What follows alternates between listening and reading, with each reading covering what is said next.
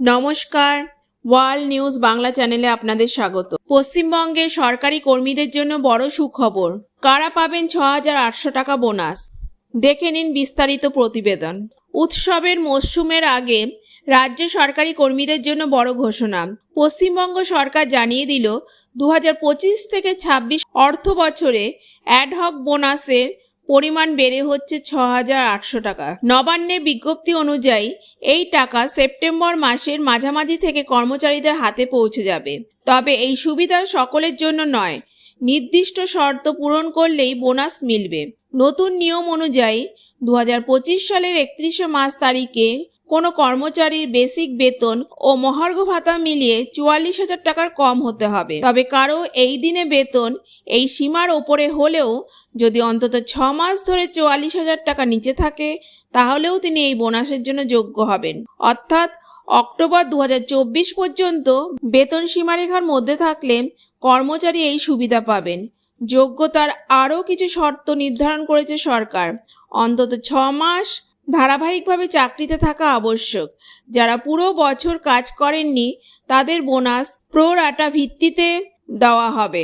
দৈনিক মজুরি বা চুক্তিভিত্তিক কর্মীরাও বাদ থাকছেন না। যদি বছরে অন্তত ১২০ দিন কাজ করে থাকেন তবে তারাও উৎসব বোনাসের টাকা পাবেন।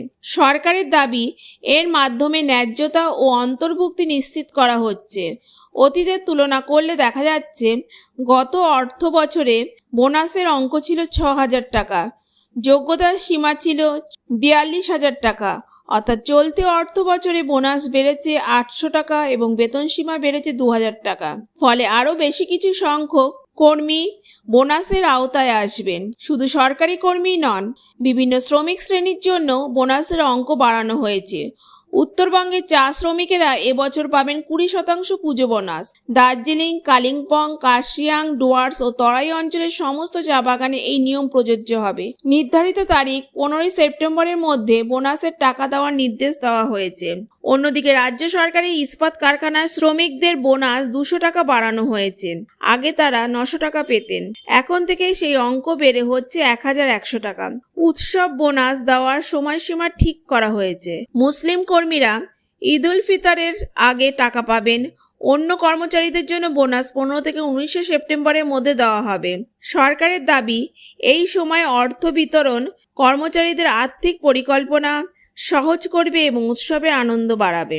বন্ধুরা, আপনাদের মতামত কমেন্ট বক্সে লিখে জানান এবং ভিডিওটি ভালো লাগলে লাইক ও শেয়ার করুন। প্রতিদিনের খবরে আপডেট পেতে চ্যানেলটিকে সাবস্ক্রাইব করে রাখুন।